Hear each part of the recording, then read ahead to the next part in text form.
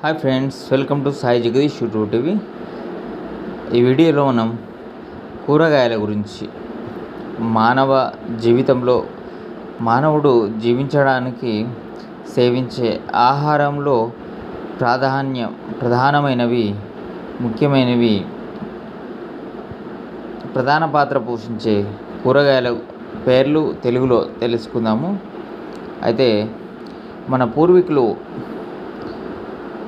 కూరగాయల్లో అత్యుత్తమమైనవి, ఉత్తమమైనవి, మధ్యమమైనవి, అధమమైనవిగా విభజించారు. వాటిలో అత్యుత్తమమైనవి గుమ్మడిలో పెద్ద గుమ్మడి, పండు గుమ్మడి, బూడిద గుమ్మడి, ఇలా 3-4 రకాల వెరైటీస్ ఉన్నాయి. దాంట్లో పండు గుమ్మడి, పెద్ద గుమ్మడిని కూరగా వండుకుంటారు.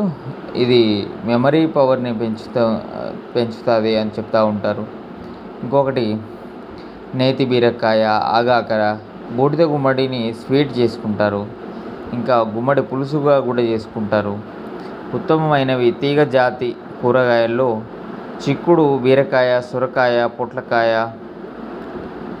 దొండకాయ, చెమ్మకాయ, దోసకాయ, ఇవన్నీ కూడా ఉత్తమమైన వాటిలో ఉన్నవి.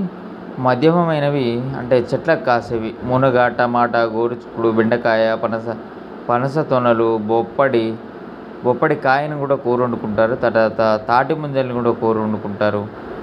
ఇంకా అధమమైన లిస్ట్లో ఆలుగడ్డ అంటే దుంప జాతివి, భూమి లోపల కాసేవి, ఆలుగడ్డ, బీట్రూట్, కంద, చామదుంప, తెల్ల ముల్లంగి.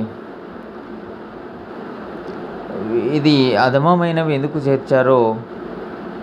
చేర్చుంటారు అంటే కార్బోహైడ్రేట్స్ ఎక్కువ ఉంటాయి దుంపల్లో.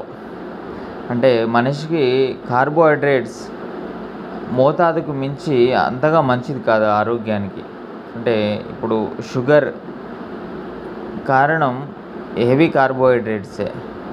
అయితే ప్రధానంగా ఆహారం